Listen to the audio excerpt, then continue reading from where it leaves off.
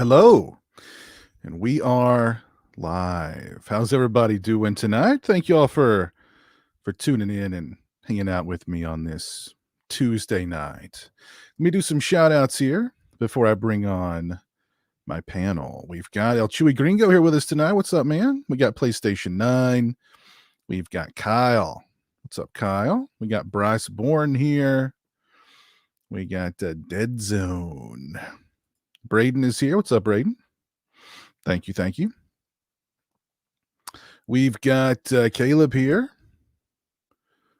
We've got Nocturnal Toothbrush.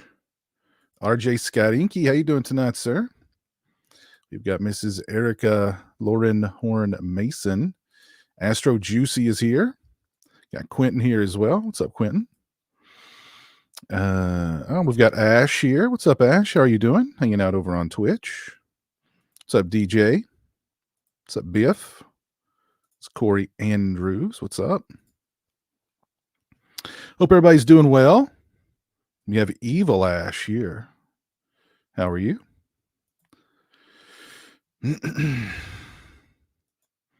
Yeah, hope everybody's doing good tonight. Hope everybody's ready for Turkey Day on Thursday. So I'm going to go ahead and bring on my my panel tonight, who decided to spend some time with me and talk about, the weather and financial matters, investments. We're going to do a lot of talk about investing this stream, I think. And first, let me bring on I think this may be his very first appearance on a patron stream. My buddy Cody, dude who loves movies. What's up, man? Hey, Piz, how you doing, buddy? I'm doing all right. What's up? Not much, man. Thanks for having me. It's yes, and this is my first time on the channel, so I'm very excited. I thought it was, man. Yeah, it's a pleasure to have you on. Yep, it's a pleasure to be here. Yeah, it's good, man. I like the Ernest Scared Stupid poster there. Yeah. It's it was one of those things because I started collecting original posters a year or so ago, and this one was one I was trying to find so badly. So I've had it up for about a month. So I know Halloween's over, but I don't want to take it down yet. Oh no. That's one you can keep up all year long. Yeah. That one's good for all seasons. Exactly. So, yeah. Well, it's good to see you, man. Thanks for taking the time out to hang out with us. Thank you. Also joining me tonight, he's the tallest. I think we need to get Guinness in on this. He may actually be the world's tallest Chris. How you doing tonight, sir? Doing good. I'm happy to bring Guinness in anytime. Talking about the beer, right? Both. We'll bring in Guinness, the records people, and Guinness beer too. Why not? Yeah, exactly. Why not? Yeah. But yeah, doing great. Glad to be here. And also to second that, love the poster. It is always Ernest Scared Stupid season until it's time for him to save Christmas. Yeah, true. Very true. That's true. That's very true. Yes. Isn't it funny? We've got an Ernest movie for all the seasons. We've got Ernest Scared Stupid for Halloween. Mm-hmm. We've got Ernest Saves Christmas for Christmas. Ernest Goes to Camp is a great summer movie. Mm-hmm. I mean, I also feel like he had one where he went to school. Like that was like the late 90s. Did he go to school? Yeah. I don't remember much about that one. That was some of the later Ernest stuff. Like yeah. I don't remember too much about the ones after Disney. So yeah. But Chris, how's everything going with you, man? Are we starting to cool off down in Texas? The high I think today was like 65, so it was a nice cool day today overall. Okay. Did some kind of early Christmas shopping before the retail rush hits for this week. Okay, that's good. And you got it. Yeah, I mean, it's gonna get crazy.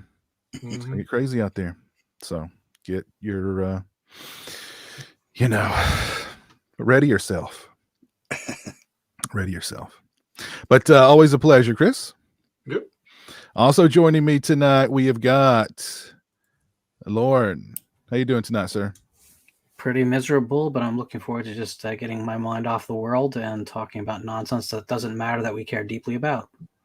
Okay, that's what my channel is all about. That's what my channel's all about. I think that's what life is about at this point. The stuff that's important doesn't matter to us, and the stuff that shouldn't matter is all that matters. There you go. There you go. So. Yes. Yeah.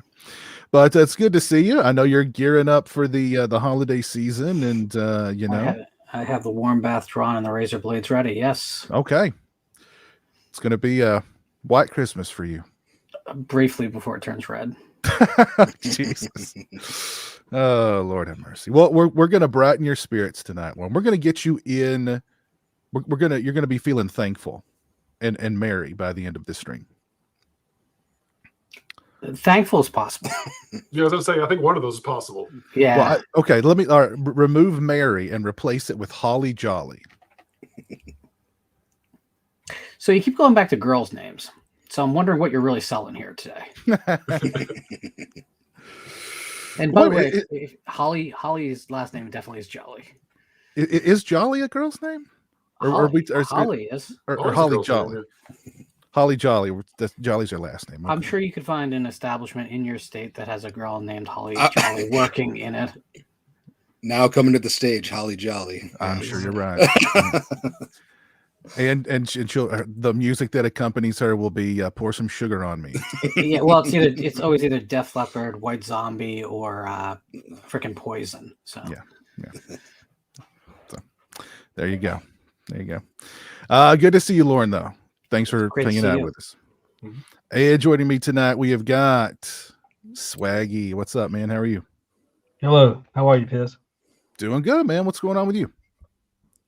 Not much. I don't know how to follow Lauren. That's a lot of pressure.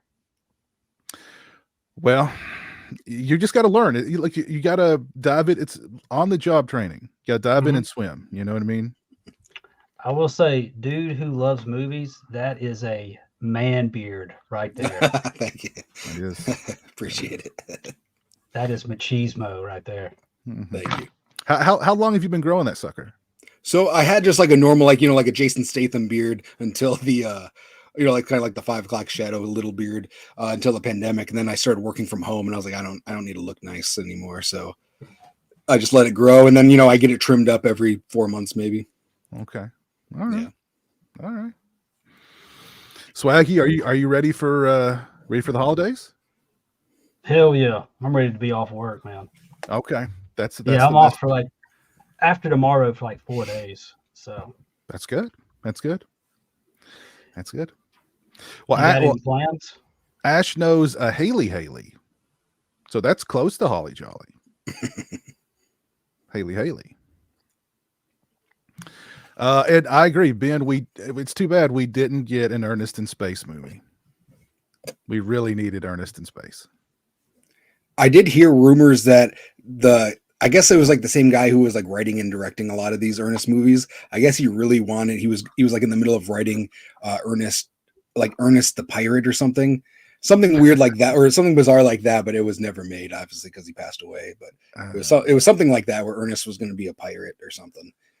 So I don't know if we missed out or if we dodged something, but I probably would have watched it. Yeah. That would have been one more Ernest film that I'll have never seen. Oh, Lauren. Ernest goes to jail wasn't bad. Shout out to Alexis. Alexis, how you doing? Also, we'll talk about the Scream 7 stuff. I'm sure we'll get into that soon. What's up, Alex? Yes, we'll definitely be talking about the Thanksgiving movie. It's too bad. Dream Emulator is in Orlando for work, so probably can't join us tonight, but hopes everybody has a great turkey week.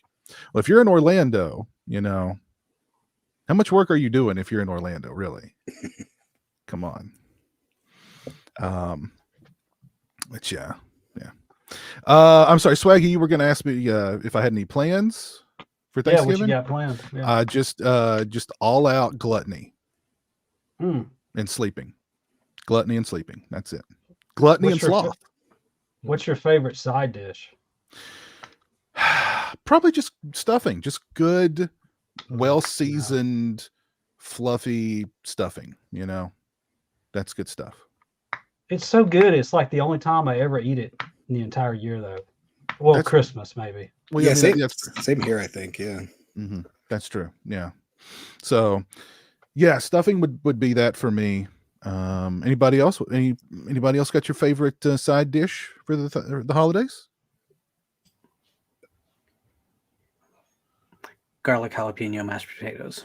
Damn, that sounds good. Dang. Now I need to add jalapeno because I make garlic mashed potatoes. So now I need to add jalapeno to it. It sounds amazing. You have to add it. So you have to make your garlic mashed potatoes, but you need to let it cool.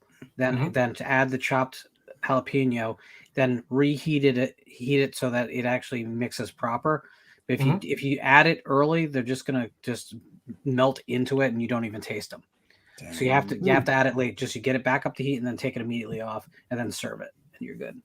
That sounds really good. I also like crushed almonds on green beans as a side. So, yeah, green bean casserole is a must. Yeah. What about corn casserole? Like a corn pudding, kind of like. Yeah, pretty much. Yeah, I like that stuff. Yeah. My grandma, the last couple, I think the last 5 or 6 years, she's been making this thing called Terry Crews macaroni and cheese. It's like Terry Crews, the actor. He has his own recipe. It's really good stuff. So that's something I always look forward to. Oh, this is an interesting question. Do you call it stuffing or dressing? What did I call it? Did I call it stuffing or dressing? You call it stuffing. Yeah. Okay. I've always called it stuffing. Yeah, I've called it stuffing too, but I know some people call it dressing. I used to work at a grocery store, and I think some of the the more mature customers would be like, "Hey, do you guys have dressing?" And some people would have no idea what it is because sometimes they would they could think it's like salad dressing. But if it's around like the holidays, I knew exactly what it was. And I think dressing is more like the stuff in the bag, but I could be wrong. Yeah, I mean, I've heard it referred to. I've heard it referred to as both, but I prefer stuffing. Yeah. So, yeah. Oh, lordy. Well, let's dive into some topics here. And I mean, well, first off, we lost a B-movie legend just the other day, the great Peter Spelos, who you may know from movies like Hard to Die, Sorority House Massacre 2. He was also a well-known voice actor. I didn't know he'd done a lot of voice acting, but he worked a lot with Jim Wynorski, so I'm sure everybody's familiar with the legendary Jim Wynorski. But he passed away just the other day, so RIP to him. If you've not seen Sorority House Massacre 2 or Hard to Die, they're kind of like the same movie. Only one takes place in a high rise, apartment complex. Not an apartment complex, but like a retail kind of thing. Yeah. Oh, okay. And the other one takes place in a sorority house. So both of them are really, really fun slashers, really sleazy, really silly, just tons of fun. He plays the same character in both of them, Orville Ketchum. Great stuff. You said that's Hard to Die? It's called Hard to Die, yeah. Okay. I'm gonna get that confused with Hard to Kill with what's his name? Seagal. Yeah. So Peter Spelos would destroy Steven Seagal in hand-to-hand combat, destroy him. Because you can't, Steven Seagal would just tire out because you can't kill Orville Ketchum. Trust me. You can't kill that man. So, and both of those movies. Such a weird thing to say when you're talking about his obituary. Yeah, I know, exactly. I was just thinking that. I'm talking about Peter Spelos passed away. Orville Ketchum, the character, is immortal. He can't. So you're saying he's coming back in something? This is going to be some kind of like, Tupac hologram thing we're talking about here. They brought back Grand Moff Tarkin. They'll bring him back too, and that looks so great. What Piz is saying is that he can die, but you can't kill him. That's true. Or it's like the ending credits of a movie is like, he'll be back in the next movie or whatever. Like it was obituary. It says to be continued. Yeah. They actually did that at the end of, I don't remember if it was at the end of Hard to Die or Sorority House Massacre 2, but it was like Orville Ketchum will return in, and I think it was like Orville in space or something. Orville goes to space or something like that. And unfortunately that never happened, and it never will happen now. But yeah, if you haven't seen either of those movies, go watch them. Guaranteed fun time. Also, the big news that just happened literally like within an hour is Melissa Barrera has apparently been fired from Scream 7, and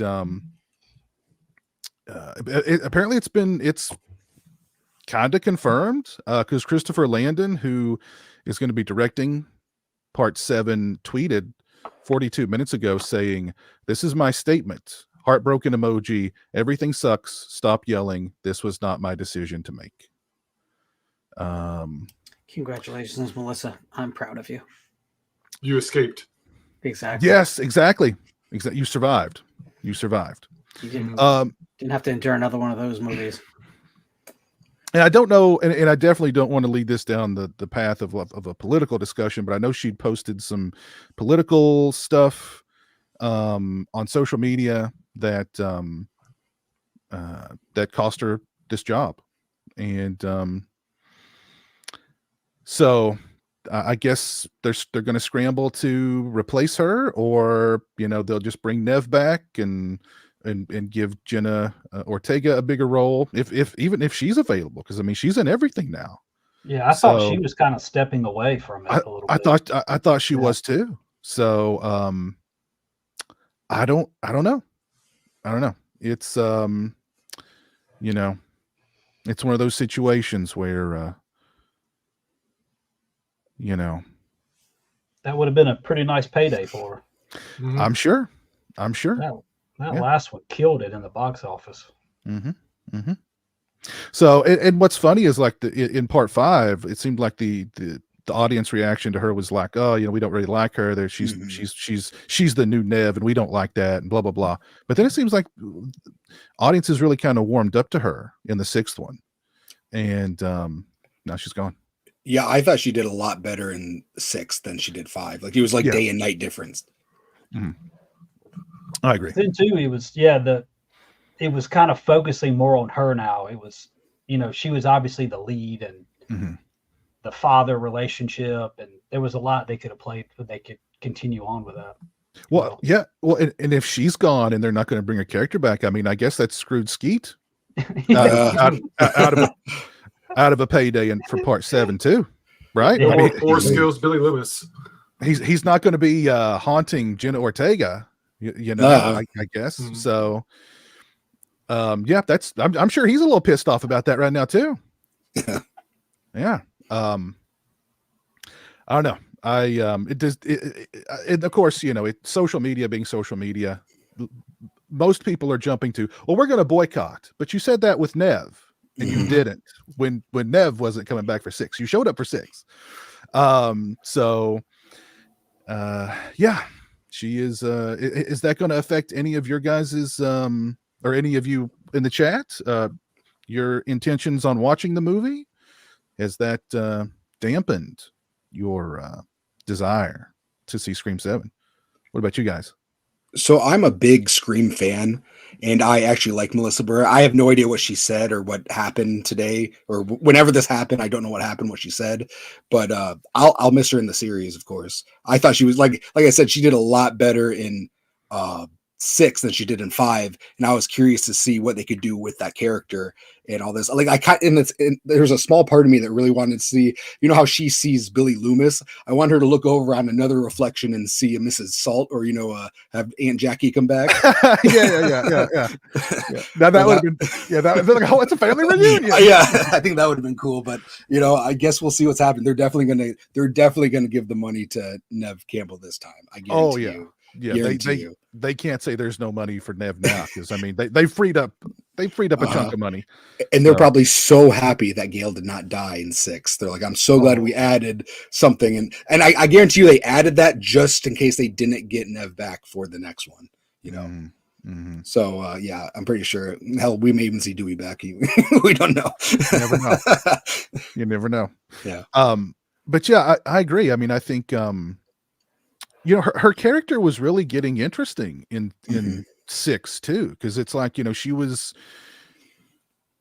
I mean, she's a little nutty. She's not all there, you know what I mean? So I don't think it would take much to push her over the edge of like, following in her old man's footsteps, So I don't know. I don't know. I don't know how they're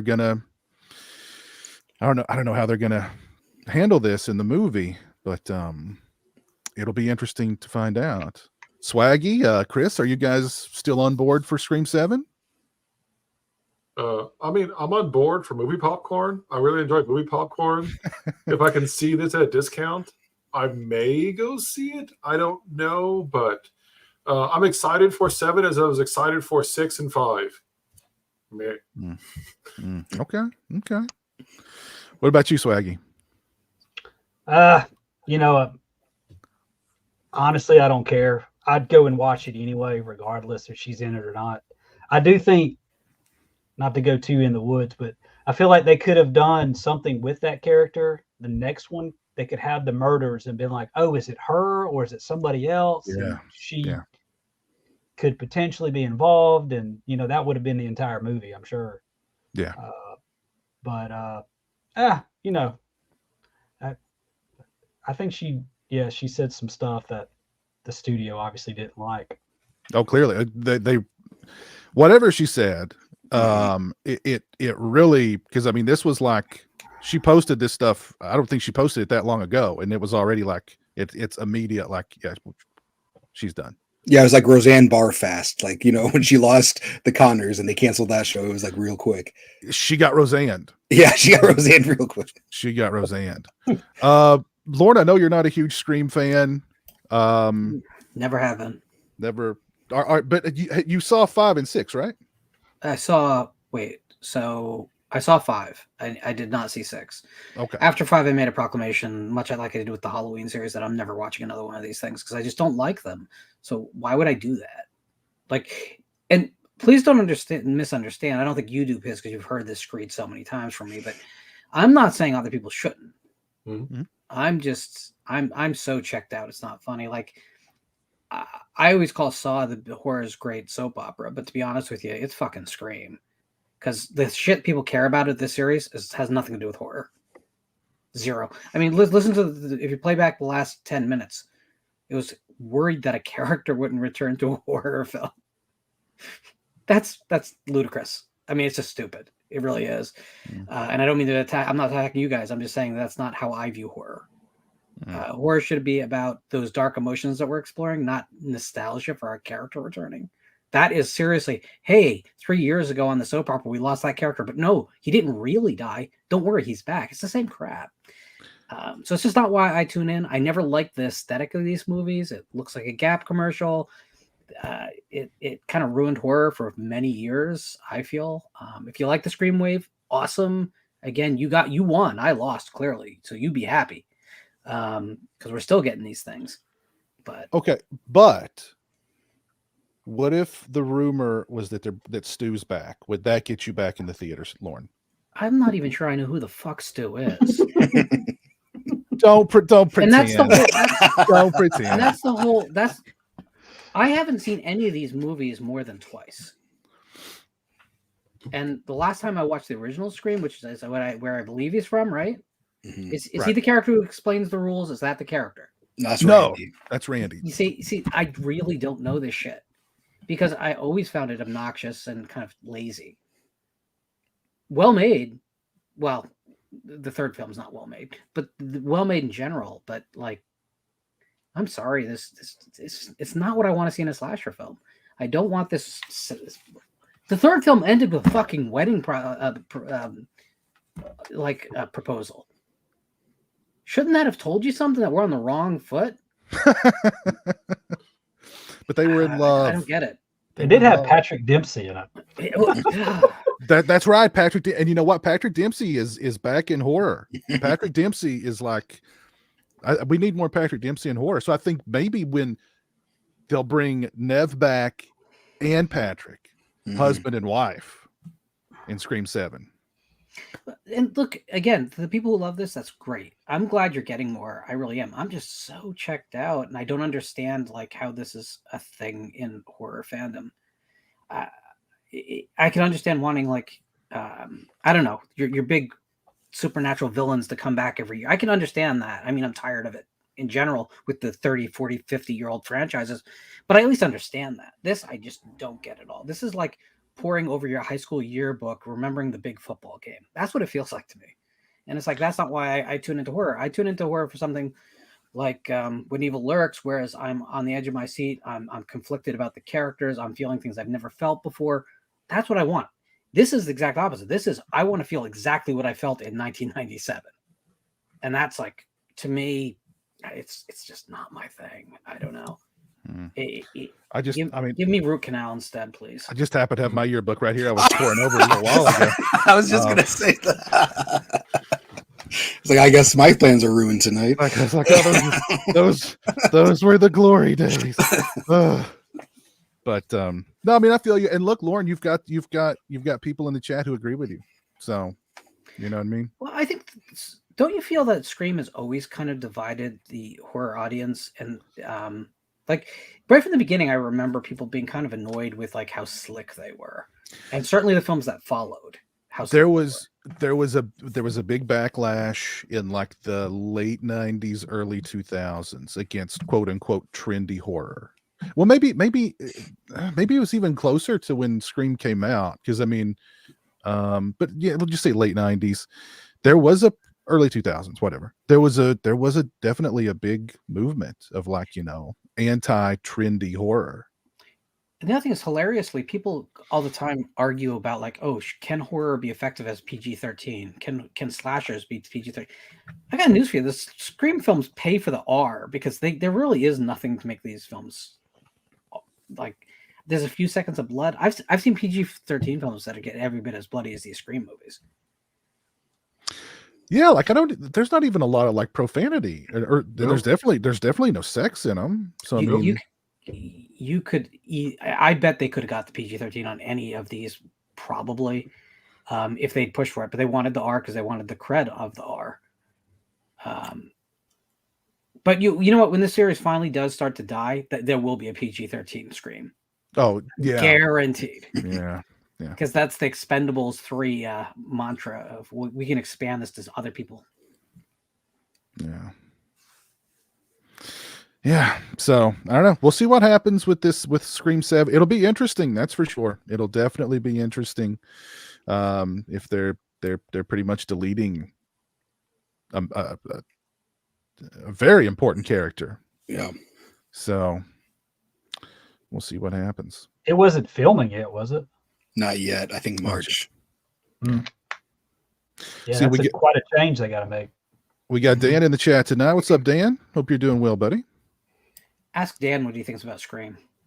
Oh, I know Dan loves Scream. I mean, I don't know, honestly, but you know, McCora prefers Slaughter High to Scream. I love Slaughter High. Don't get me wrong. I do love me some Slaughter High. Let's talk about recent watches, but I think we need to kick that off with Thanksgiving. Has everybody on the panel seen Thanksgiving? Nope. Lauren, you've not seen Thanksgiving yet? Okay. Retail. Yeah. Okay. I feel you. I will see it, and the good news is it's going to have legs to the holiday at least, so I'll get there. Yeah, I think it opened with like $10 million or something like that. So I mean, it had a great box office relative to budget. Yeah. It's exactly what the studios want horror to do. They don't want to get to the position where they're spending $40 million and hoping to get their money back. So I always champion those like smaller budgeted films that come out there and do something. So yeah. So has everybody in the chat seen Thanksgiving? Throw your thoughts out there about Thanksgiving. And we've got Christian here. He wants to know, is that the dude who loves smoothies? Yes, it is, buddy. That sounds like an inside joke. Yeah, he's been calling me that since day one. Dude who loves smoothies. Smoothies are good. I know. Smoothies are good. Jeremy will bite your arm off and try to take his strawberry smoothie away from him. So, how does Jeremy feel about Melissa Barrera, or does he not even know that she's not going to be in the next one? He doesn't know. He doesn't know. Find out. I don't know if that'll see. He just wants to see killing. He's bloodthirsty. He's bloodthirsty. He doesn't care who's in it as long as they're getting killed. You know what I mean? So he wants to see the villain do what the villain does. You know what I mean? So he just likes the killing. His favorite character is the villain, whoever's the villain. So, But everybody here except Lauren has seen Thanksgiving. We'll not get too spoilery. No, I think I'm the only one that's seen it. Me and you are the only ones that's seen it. I saw a lot of head. No, I thought. No. I have Swaggy, did you see it? No, I haven't. Oh wow, I thought okay. Well, we'll keep it. We won't go too I'm deep slacking. into. I'm sorry. We won't do spoilers or anything here. But Cody, what did you think of the movie? Thumbs up, thumbs down? Thumbs up. I really enjoyed it, but I know this is probably not a good thing for a lot of people here. But it reminded me of a post-Scream movie, just dialed up to 11. And I know that might turn some people off, but me, I was a young kid when the urban legends was coming out and stuff like that. So this is it was a very nostalgic watch for me, and I really enjoyed it. Plus, I had like this really cool showing. It was like a sold out theater. People were dressed like turkey, so it was a good theater experience. And I've been talking to other people, and they've been like Christian. He said he was the only one in his theater, and I was like, oh man, it was such a good crowd movie. So I don't know if that's how everybody else is experiencing it as well, but I had a really cool experience, theater experience, and I really had a good time with the movie. I thought the jokes hit. I thought it was really funny. I thought it was really gory. It was exactly what I wanted when I saw the trailer. Yeah. That opening, the Black Friday opening, I was was cracking up. I would go from cracking up to like wincing at like the some of the like the cringy cringe in a good way, not bad. And like I was the only person laughing. It's like this stuff was because like you said, like it was bloody and gory, but also it was funny. And so yeah, that opening just had me, and I was like, let's go. Yeah, it was kind of like to me, it was like a Final Destination opening, where like I felt like that could have been a Final Destination opening. It was cool. I liked how it was set up and everything. Well, what's funny is, I mean, the killer does go after the survivors. So that is true. Yeah. But yeah, it there was a lot of nostalgia for me too, because it reminded me of both My Bloody Valentine, both my Bloody Valentines, the original and the remake a little bit. And it had a lot of 80s slasher qualities. It did have some of the that era My Bloody Valentine remake qualities as well. It was a really good combination. Lots of nice practical effects, which I thought were great. Lots of great kills. Yeah. And it was very Thanksgiving-y, or that's the wrong word, but it had a lot of Thanksgiving atmosphere in it. Oh yeah, absolutely, yeah. And I liked the killer. I liked Carver or John Carver, whatever. I liked the look. I liked the attitude of the killer. He didn't say a word, but he had a personality. And yeah, like this is not a spoiler, but there's a scene where it's the killer and a cat, and I absolutely love that. Was like my favorite scene. Yeah, I'm sure Jeremy liked it as well. Oh yeah. Jeremy sees a cat on screen. He's like, kitty. Like he wants everybody in the theater to know. That's a kitty. So just in case they don't know what a cat is or looks like, there he'll let you know. That's awesome. But yeah, I just had a great time with it. There's some, it's not perfect, but the good far outweighs the bad, I think here. I had just a blast with it. I enjoyed every second of it. It was fun. It was fast paced. It was everything. I think if you're a slasher fan, I think it's everything that you could want out of a slasher. And I was kind of worried too, because it was starring I don't know her name, but she's like a TikTok influencer. And I was like, oh, this might not be that great. But she actually wasn't the main character, and she didn't bother me in the movie. So I don't know why I was worried about that anyways. I guess you hear a TikTok star's gonna star in a movie, and you're just like, oh, here we go. But it didn't. Yeah. I think her name's Addison Rae. She was like she was the other like main girl, but not the main girl. Yeah, I didn't realize she was a TikTok influencer. But okay, all right. Yeah. I mean, I thought all the acting was good in the film too. I mean, it was, it was just all around good, fun, gory, funny, entertaining slasher. So definitely it'll be added to my list of yearly Thanksgiving watches, right there alongside Blood Rage. Mhm. So Damn, she's got 88.4 million followers. Oh yeah. that's Yeah, That'll I'd get put her you- in the movie. that'll get you a gig. Get you in a That'll movie. get you a gig. Yeah. Yeah, that'll get you a gig in a movie, and a pretty substantial gig too. So Well, yeah, I was at an outlet mall like I don't know 2 years ago, and I was walking past like billboards, and it was like this girl in all these different stores. I was like, who is this girl? And the person I was with was like, oh, that's Addison Rae, blah blah blah. I was like, I have no idea who that is. But then when they announced this movie, they said Addison Rae. So now it's like she keeps popping up everywhere. mm. I think she was in the She's All That remake or the She's All That sequel. She was in that as well, which I'm sure you guys were big fans of. Oh, are you kidding? I've got the poster right there. No, I do like the original She's All That. Yeah, I really do. I really do like that movie. Yeah, I haven't seen the remake or sequel, but I'm sure it's nothing like the original. Oh no. Give me a little Freddie Prinze Jr. and I'm Mhm. happy. Late '90s era Freddie Prinze. Yeah, right? with I'm a happy guy. with Matthew Lillard doing some dancing. Oh God, that's right. Yeah. And it had that class. What I loved about that movie then and now is that they basically took a Skinamax plot. You know, the beautiful girl who Mhm. nobody realizes she's beautiful because she wears glasses and has her hair up. But as soon as she takes her glasses off and pulls her hair down, well, she's gorgeous. And like, now everybody's, So I love that about it too. And Paul Walker, some early Paul Walker. Early Paul Walker, yeah. Exactly. Yeah. Mm. Oh Lordy. But yeah, it looks like everybody in the chat is pretty much on board with Thanksgiving too. I've not heard really anybody say anything negative about the movie. And what little negativity I have heard about it was just people saying like, well, I thought the ending was kind of blah, or something like that. I mean, I'm surprised. This is the first horror movie in a long time that I've not. There's not at least been some negativity that I'm sure it's out there.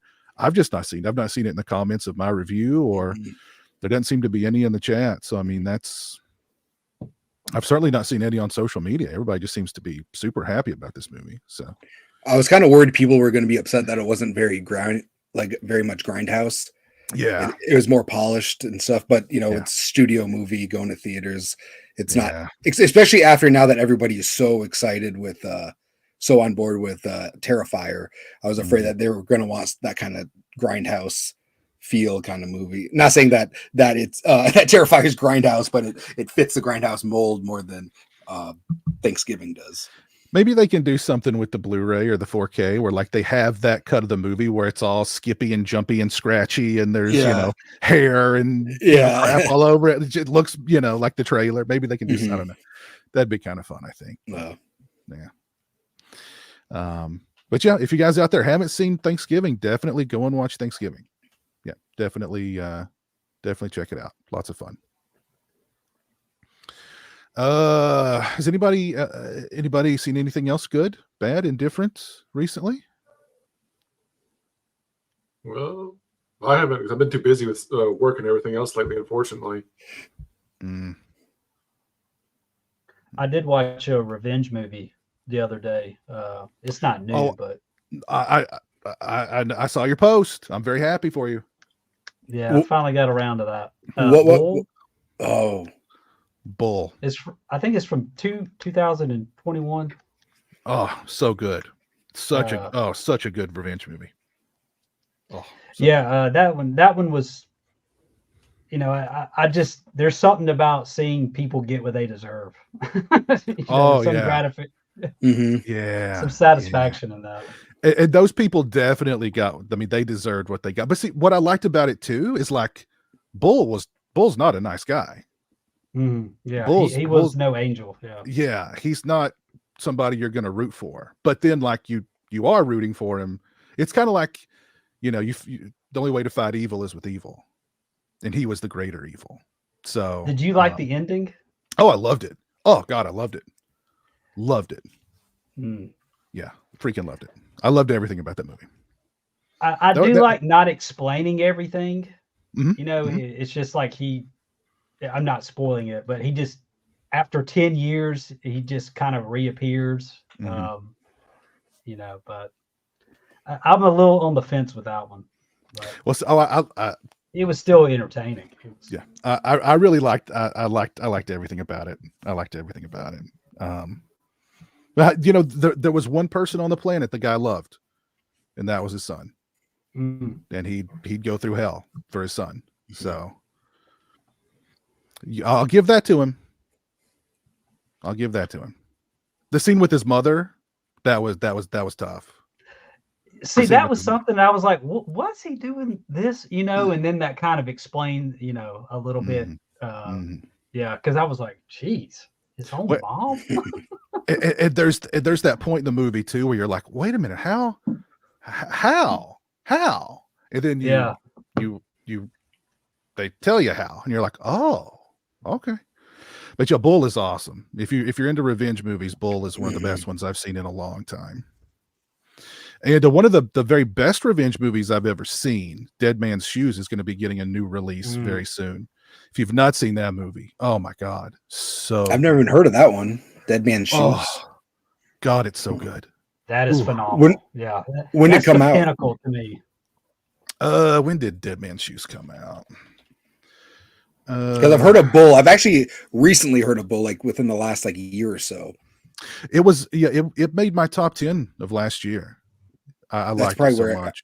Okay, maybe that's where I've heard of it then. Dead Man's Shoes came out in 2004. Or well, let's see. It says 2004, but it wasn't released until 2006. Maybe it wasn't released in the U.S. till 2006. I don't know. But I don't know his name, but it's the actor that's in the new Patty HBO show. Yeah, Patty Constantine or something like that. I think is his name. Yeah, great actor. So good. Yes, Dead Man's Shoes is awesome. Yeah. Speaking of revenge movies, I feel like I'm the only one that's excited about this movie. It's called Silent Night, John Woo's new movie. Oh yeah. I saw a trailer for that. Yeah, I think that looks really good, but I've heard nobody talk about it. I literally just saw the trailer just recently. So when's it coming out? December 1st. Okay, so it's okay. So yeah. So the trailer's been out for a little bit, but yeah, I was excited because it's John Woo's return to America. I know that's probably not a selling point to some people because people like his foreign movies, but I grew up with 90s American John Woo, so I'm pretty excited for it, and it's a revenge movie. So yeah, and it's a Christmas holiday, movie. Christmas movie. On top of it, you got Woo, you got holiday movie, revenge movie. So I mean, it's just that sounds like a fun time to me. But it's also opening against Godzilla, so fuck it. Well, Godzilla -1 looks really good. That looks really good. So Jeremy wants to go watch that. It'll be interesting because I don't know if he'll read the subtitles out loud while we're watching the movie. I may have to be like, don't read aloud. Sometimes he'll do that, but yeah, that looks really good. Really good. I know no one cares, but I did see the 5th film in the YRF Spy Universe this week, Tiger 3. It's as excellent as everything in the series, but again, you guys won't watch it because you won't watch it. Move on. Let's see. I'm trying to think, is there anything else I've seen recently that is worth note? I saw I don't know if I saw When Evil Lurks recently, within the past couple of weeks, and that was great. That's one of my favorite horror movies of the year. If you guys haven't seen When Evil Lurks, it's on Shudder. It's freaking great. Just watch it. Don't look into it. Just watch it. So good. Hell House Origins. The Carmichael Manor. Did everybody see that? I love that series too. I have not seen that one though. Okay, you should. Yeah. It's good. It's got some very effective moments in it. I think it's the best after the first one. I'd rank it the second best in the series. But there's that first one is excellent, and then kind of fell off, and the third one was better than the second one, and yeah. This one's really good. I highly recommend it. But yeah, there's some good freaky moments in that one. I really enjoyed it. So, and Is you that on think Shudder? it's on Shudder? Yeah, it's on Shudder. Yeah. And I actually, I hope there's more. I mean, usually at this point in like a series, I'm like, oh, come on, give me something new. But like, just keep, more Carmichael or more Hell House stuff, please. So. There it does do some of the weird, like if you saw like a really creepy looking face peering at you from around a corner, I'm gone. I'm not staying in that house. I'm leaving. I'm done. That's it for me. I don't have to be I don't have to be you're not gonna you have to remind You don't got to talk me into this. Exactly. Yeah. Once I see that creepy face peering at me from around the corner, and then when I walk around the corner and there's no one there, the next thing I do is I'm going to get my bag and I'm getting out of here. So now, now Sam has brought up a movie that I know Lauren is hyped for. Good Burger 2 is dropping tomorrow.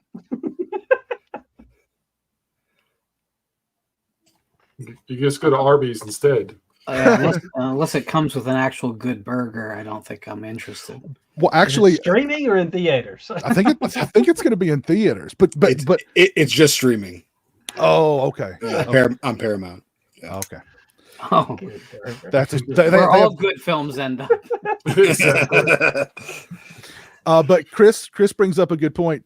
Arby's actually has a promotion now for the Good Burger, where it's like their big Wagyu burger with like a strawberry shake and fries or whatever.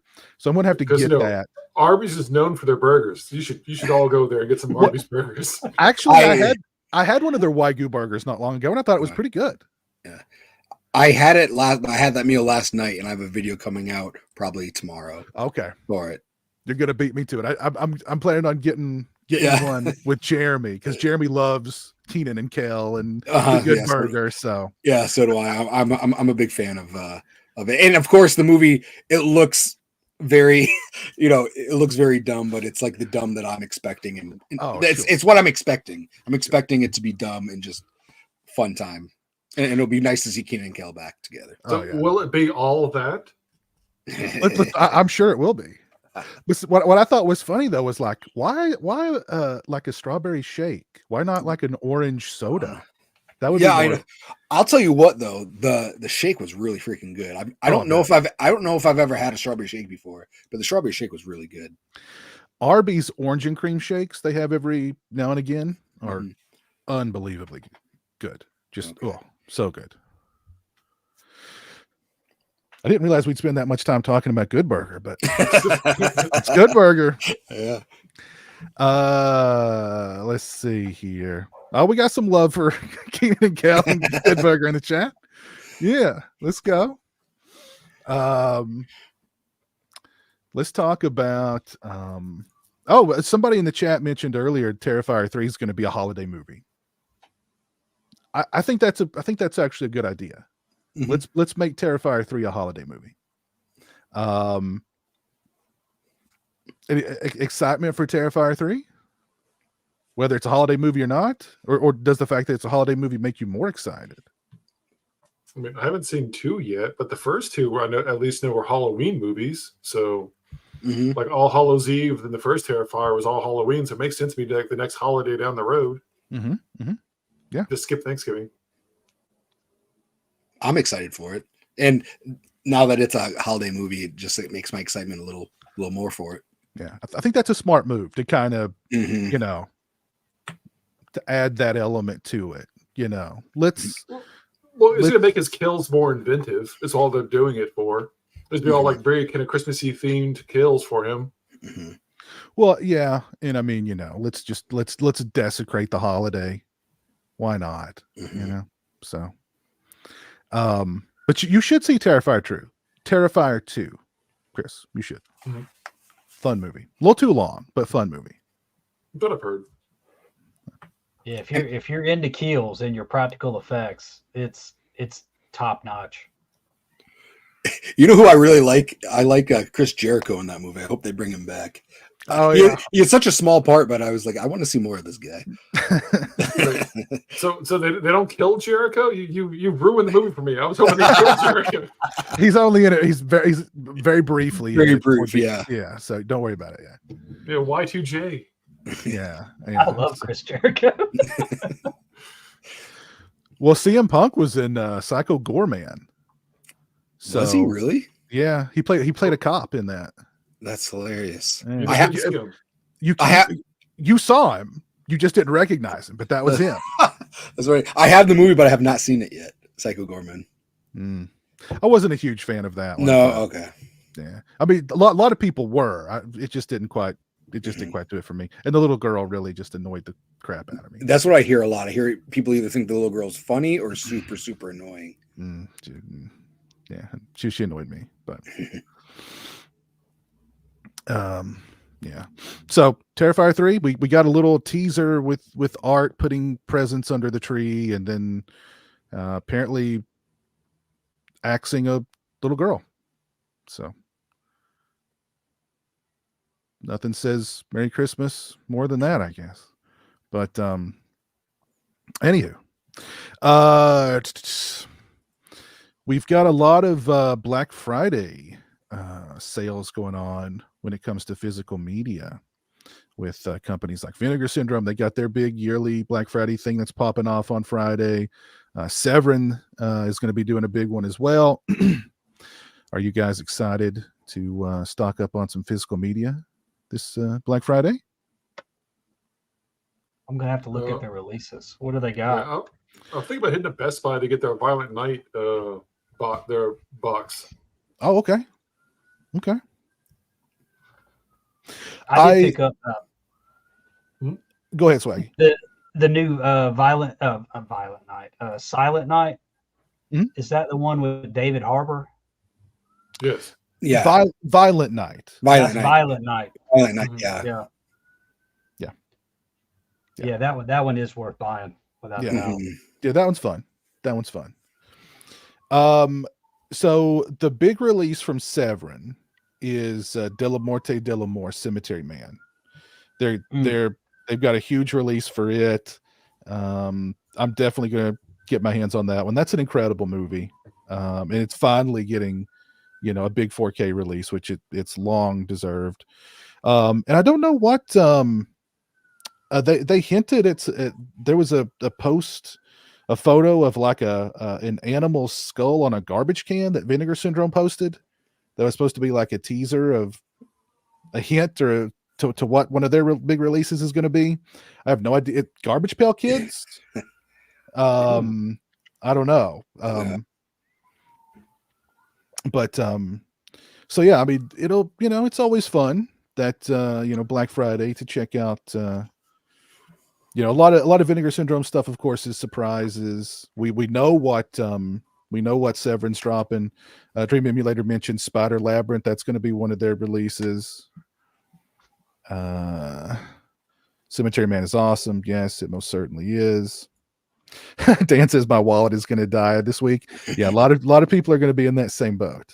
A lot of people be in that same boat, because I think the big bundle for Cemetery Man, which include the release itself is like 3 or 4 discs plus the soundtrack.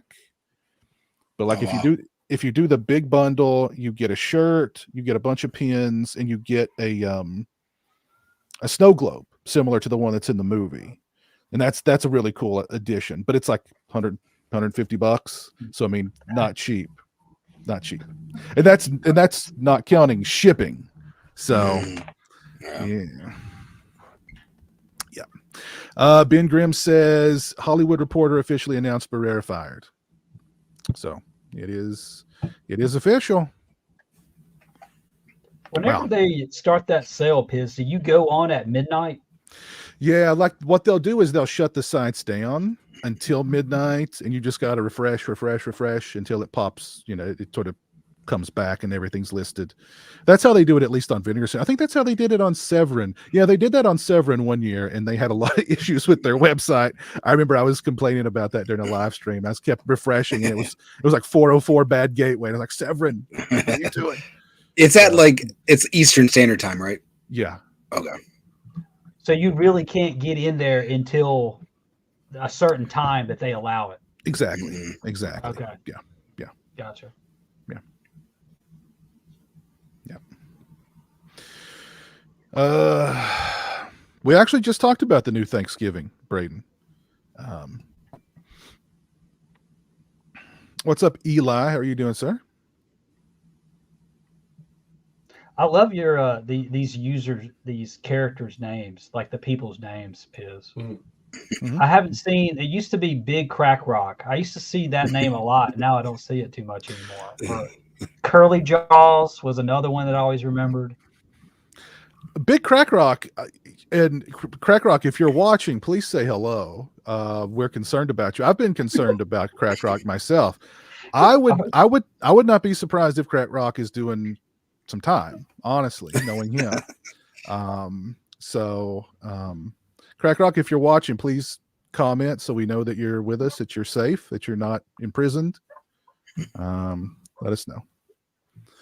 The denim, I'm gonna save the denim for the Sunday streams. I can only the denim is so powerful I can't wear it more than once a week. It's just too powerful. But there is more denim and there's more flair to the denim, so keep your eyes peeled.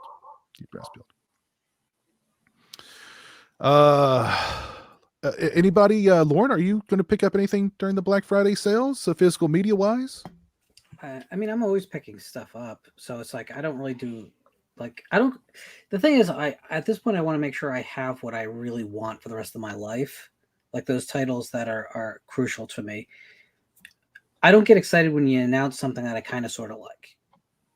I'm just not going to spend that money there. I'm going to spend the money on the stuff that I really know I need, because the world is changing, and without going down that rabbit hole, every time I see something that really stokes that fear in me that it's not going to be something I can easily find on a streaming service in the future, then yeah, I need it. I haven't really investigated the sale titles. I mean, I didn't know Delamore was coming out. I'll probably pick that up because I'm a huge fan of that film. Mm-hmm. But I haven't really looked into it because I really haven't had a lot of time, a lot going on. But I never. There's always something showing up in my house, that doesn't change. I don't know. Well, I mean, the other problem we're having is although we're getting these titles that I never thought we'd get on physical media, the expense of it is getting to be so much heavier than it used to be. That's kind of the blessing and the horror of UHD, right? We're getting some releases that look amazing that probably you never think Ebola syndrome on UHD. Insane concept, right? Obviously, I was there day one for it, but it wasn't cheap. No, and that definitely kind of limits how much I'm going to be buying because life itself is expensive these days. If you haven't noticed, so I have to be pretty judicious about it. Speaking of Ebola syndrome, Ebola syndrome's awesome. Have you seen Taxi Hunter that also has Anthony Wong in it? I've owned Taxi Hunter as a VHD, not VHD, VCD for years and years and years. Yeah, I picked that up. That was pre-ordered, and we could have a whole conversation. People don't know the movie, so it's not worth it. But about why that print is weird as hell compared to the version I've owned. It's missing some stuff. It has other stuff that's not in the earlier version. Very weird. Oh, very weird. Yeah, but it might be the right version of the film. That might be like the actual release version, and the VCD might have been the compromised version. I don't know. There's so little information on that film out there. If you haven't seen it, that is a great. It's like falling down. Yeah. On some kind of like crocodile or some really evil. Wow. It's a pretty great. Well, everything Anthony Wong made during that period is just required viewing. Yeah. So it's about this very kind of meek businessman whose wife and unborn child are killed due to the reckless actions of a taxi driver. And what's funny is the taxi drivers in Japan they're like a mob in and of themselves, and they're not nice people. So this guy freaks out and starts killing taxi drivers. Every taxi driver he comes in contact with, he tries to kill. In increasingly violent ways. In increasingly violent ways, yeah. And like he's not good at it at first. No, He's not No. very good at it at first. But then he starts that first the hit is like, yeah. But Anthony Wong is just so good. And if you've not seen the 88 films release of Taxi Hunter is pretty readily available. yeah. See it. Ebola Syndrome, that Vinegar Syndrome release is incredible. It's expensive, but it's worth it. Add that to my watch list. And both of his, the first two of the three Untold Stories movies, like the two that he's in, are both awesome. So check that out. And basically, if you see Anthony Wong's name in something that's not called Mummy 3, it's pretty awesome. Because he is in that thing, and that's not awesome. I've really not seen that great of physical media. There's been a few good things pop up on Amazon, but really, I mean, it's the Severance stuff and the Vinegar Syndrome stuff is what I'm kind of holding out for. And I know Terrivision, they've talked up. They've got some big releases coming out on Black Friday too. So I'm going to keep an eye out on what they've got as well. So Dan mentions The Hazing is coming to Blu-ray from Ronin. Fucking better. I sure hope so. Poster's right there. I sure hope so. 2004. For Taxi Hunter or The Hazing? The Hazing. Yeah. The Hazing is the very definition of like the diamond in the rough, whereas you just rented it off the Blockbuster shelves, not expecting much. And oh my god, it's fantastic. It's just a fantastic film. Is it about like hazing in college or not even really? It's a very knowing film about what it is, but it is endlessly fun. It's not a serious horror film in many regards, but it is endlessly fun. The characters are amazing. The performances are really, really very good for what they are. Yeah, Brad Dourif's in it, but briefly. I mean, he's important, but he's not the draw of the film. In fact, I would say by that point, you're already so invested. He could have just come in and like literally not acted and it would have been fine. I'm gonna have to check that out then. It's an incredibly fun film. It's a great film. Yeah. And speaking of physical media, as if we needed another reason to love Christopher Nolan.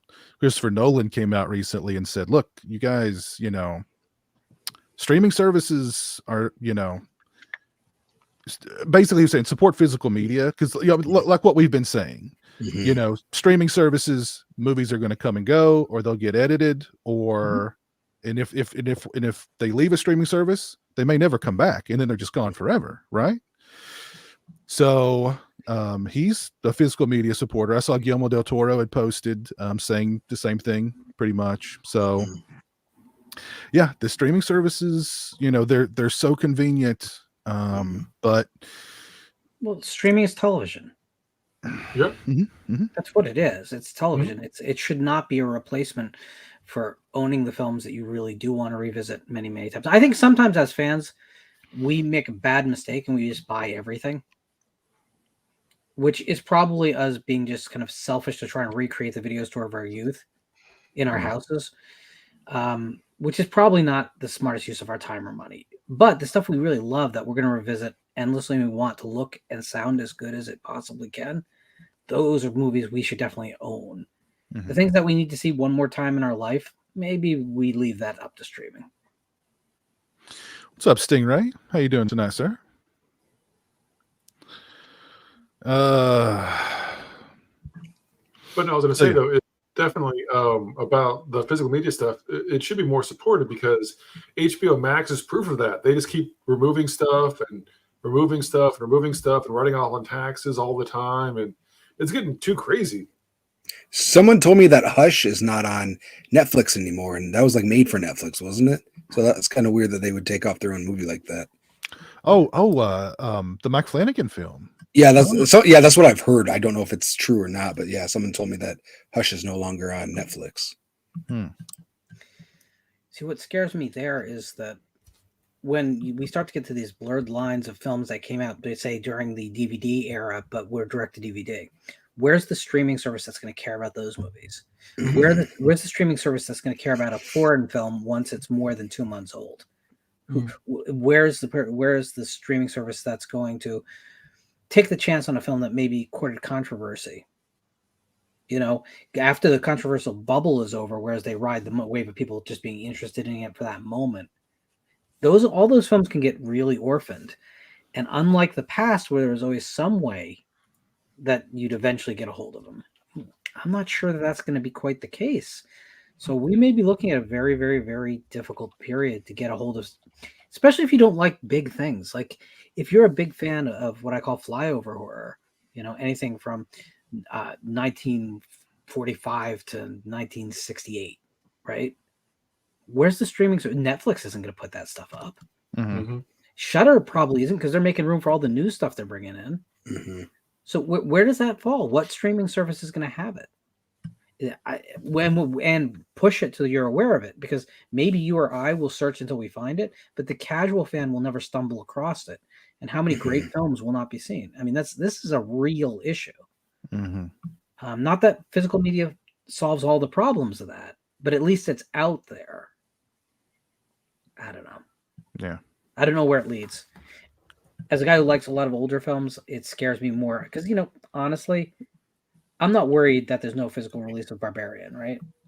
Because you know what, that film's going to be available for the foreseeable, for my lifetime anyway. For the next 30 years, that'll be available somewhere. But a film from 1962, one of the William Castle lesser entries, don't be sure that that's going to be available to people. Don't. Yeah. So. Yeah. So, but yeah, as if you needed another reason to love Christopher Nolan and Guillermo del Toro. So, and Christopher Nolan recently proclaimed his love for Alien 3, so there's a better reason to love. Well, actually, there was an interview with David Fincher where he was talking about, you know, his whole career, and he finally talked a little bit about Alien 3. Like, I mean, he didn't go into too much depth, but he acknowledged it and he talked about it, and I was like, okay, so maybe we'll get if maybe he's warmed up a little bit, and we'll get like a, I don't know, something from him, Alien 3 wise, you know. What were we going to say, Lauren? No, I'm just overjoyed that anytime Alien 3 is getting any positive coverage, because as one of those guys that saw it the night it opened and loved it, and I turned around and no one apparently agreed with me for the next 25 years, it's slowly kind of begrudgingly getting people going, well, you know what, we kind of misjudged this thing. But for years I couldn't find another soul. So anytime anyone, let alone like a hugely respected filmmaker, says, you know what, no, screw you guys, you're wrong, it's great, it warms my little cold heart, black heart. Yeah, but that seems like the kind of movie that Nolan would like, though. It's uncompromising, and that's so funny for a compromised film, right? A film that the studio fucked with, but still came out as the bleakest thing that commercially was released in a decade around it, right? Remarkable, really. I think the bigger problem people have with the film, to be honest with you, is not all the arguments they usually make. The problem they have is that it's a slower movie.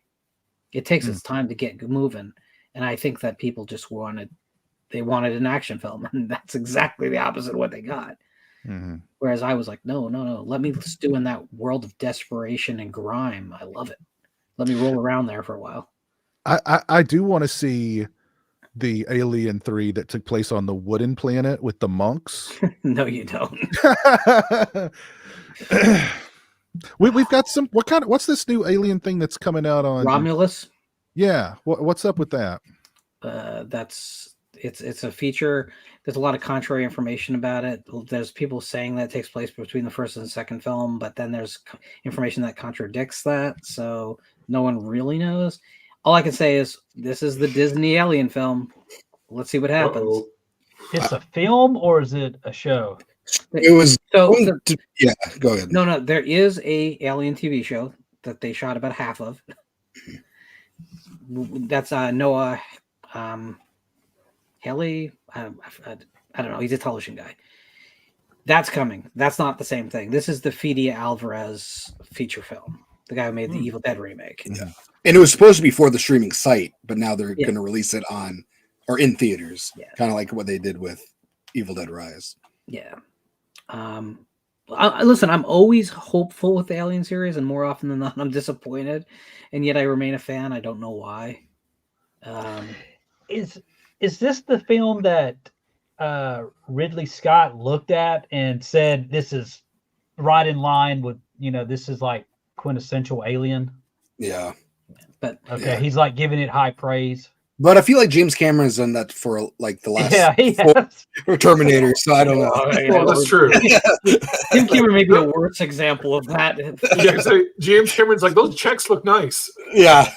This is the Terminator 3 movie. Then the next one will come out. This is the Terminator 3 movie. Yeah. Meanwhile, none of them have been as good as Terminator 3. So we should just like cut our losses. Mm-hmm.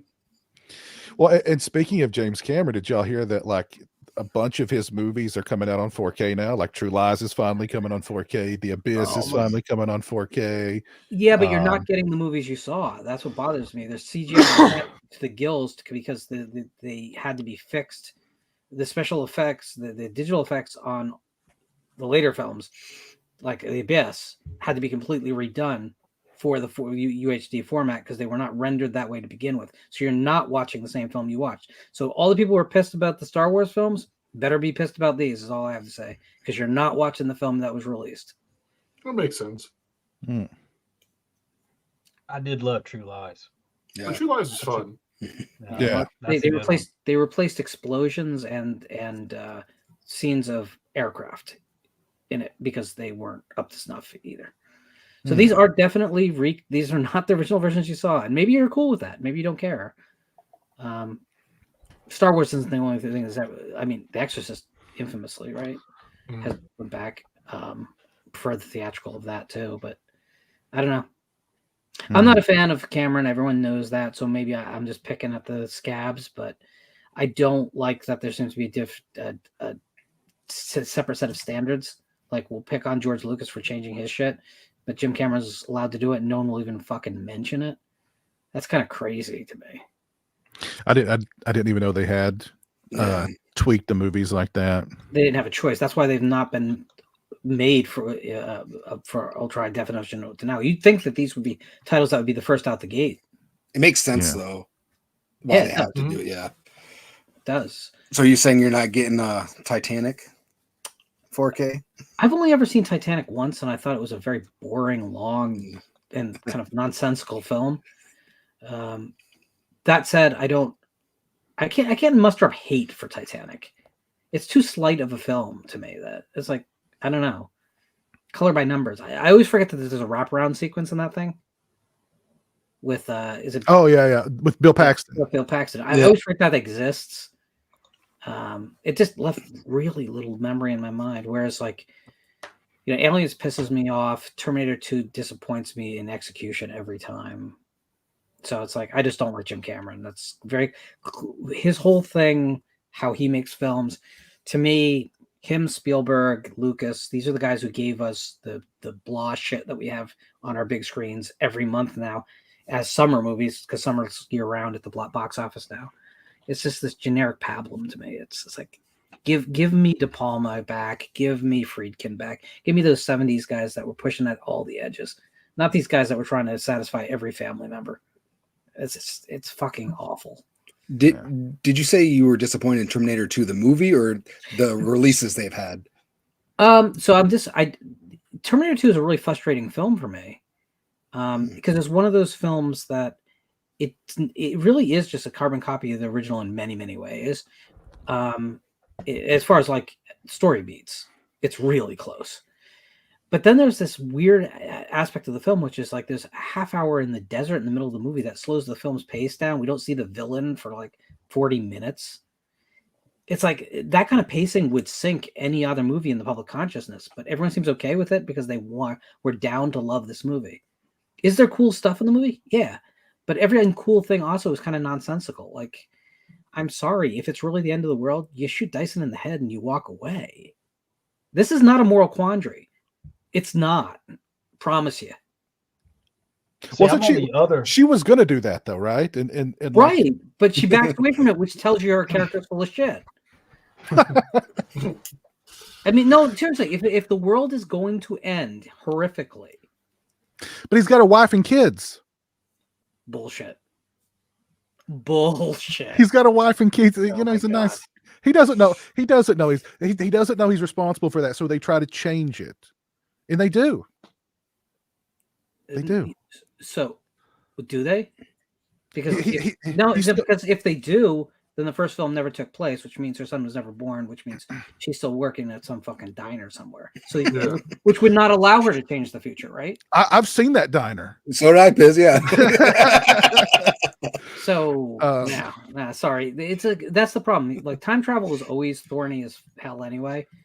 But the Terminator films get it really bad. Well, listen, Ash, don't get him started, and definitely don't get him started on Aliens. Okay, Yeah, we're not going to talk just about don't go Aliens there. tonight. We're not Just gonna don't do go it. there. Just don't go there. Don't go there. Piece of shit. I was going to say, I'm on the other end of that. Those are two of my favorite sci-fi movies, action here. movies of all time. Still to this day, if I catch that, I'll And- watch them all the way through. I am so glad that you enjoy them. I really am, genuinely. I remember the first time I saw True Lies, and you know where I'm going. I remember the first time I watched it too. Yeah, There's only so one scene in that film that anyone talks about, and it doesn't involve a bridge blowing up. So there you go. Was it the heritage? The heritage, it's cool. It's like a building and so forth. And Tia Carrera. Tia Carrera. No, I only knew Jamie Lee Curtis really at that point as Laurie Strode, and like all of a sudden, here's nice girl Laurie Strode doing this really hot striptease, and I'm like, whoa! No wonder Michael was after her. You know what I mean? Like, you know, but yeah, that was. She's got the short hair, the water slicks it. Oh back. yeah. And she, you know, when she gets into it, I was like, whoa, this is. I really like this movie. I can't stand up, but I really like this movie. Hey, we got Gabe in the chat. What's up, Gabe? How you doing, sir? Yeah, holy goodness. Dan asked a question about the Marvels tanking at the box office. I think we just need to put the Marvel stuff on. Yeah, let the comic book movies like put a rest. Like it's just too much of them. Yeah, and I'm a comic book movie fan. I enjoy them, but it's just way too much of them. And like nobody was chomping at the bit to see that movie. I don't think anybody's really like they're working on like a Blade movie, and I love the Blade movies, but like I could care less about a new Blade, especially under like the way Marvel is now. Like I don't want to see that version of Blade. I want my Wesley Snipes like you know, kicking ass in a cool movie, you know. Well, the problem is they already had Endgame and nothing's really mattered since. Yeah. Yes, that's exactly there. There's been no stakes. There's been no. It's just been totally downhill from there. They started up way too quick with like the next round after that. They should have waited. They could have waited like at least they should have done at least 5 years without any Marvel. Yeah. Well, even then, it's not just that releasing of too fast. Releasing too many of them. It's more movies, more TV shows, more specials, more everything. Yeah. It's just a glut of them.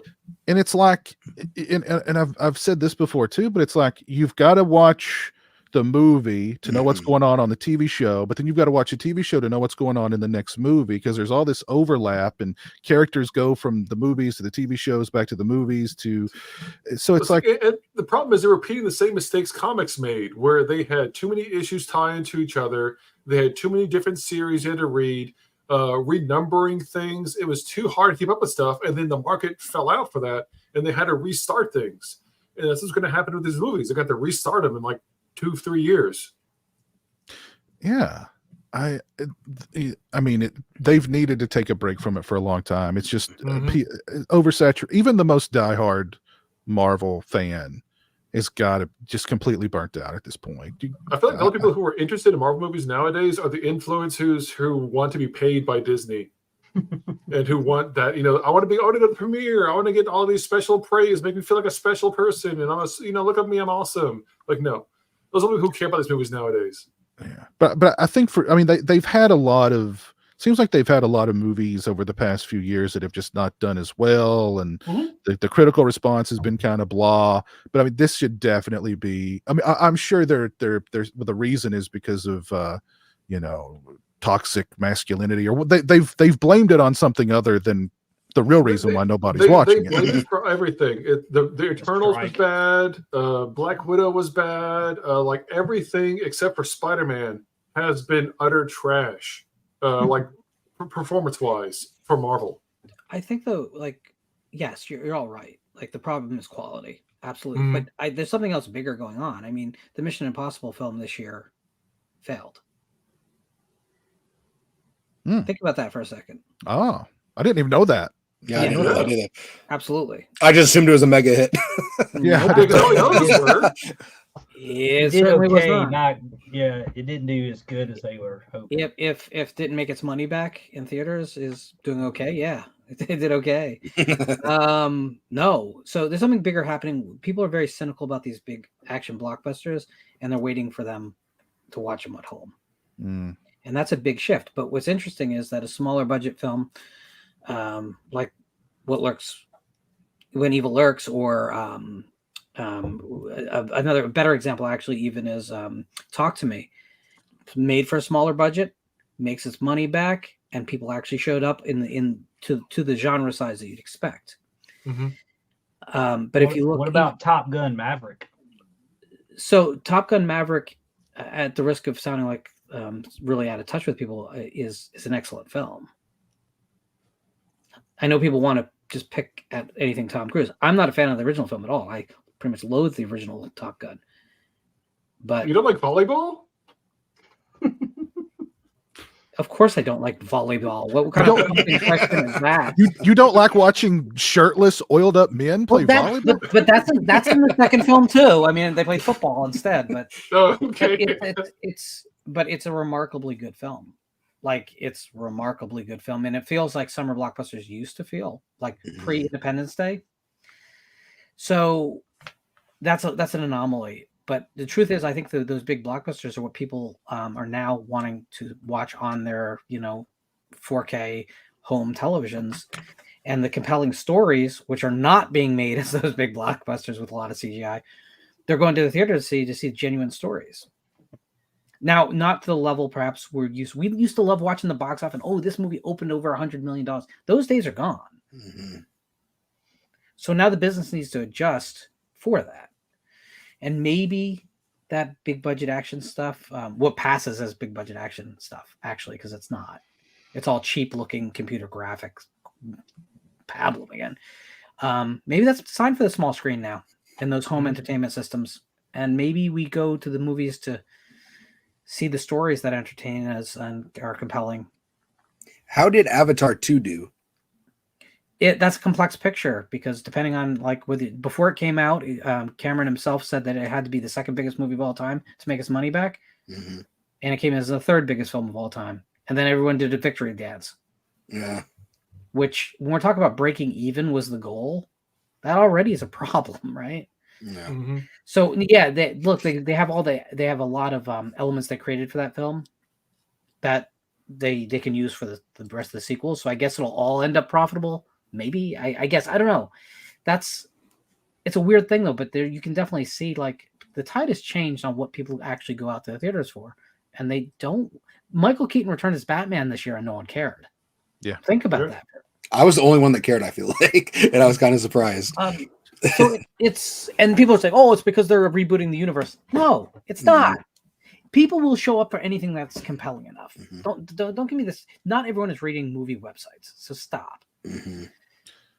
Something's definitely changing. And that Creator movie came out, right? Original sci-fi property. Everyone says, "Oh, well, this," but no one went to see it. Why? Because it looked like those big budget blockbuster nonsense. It looked like an empty film. It might not have been. I don't know. I didn't see it.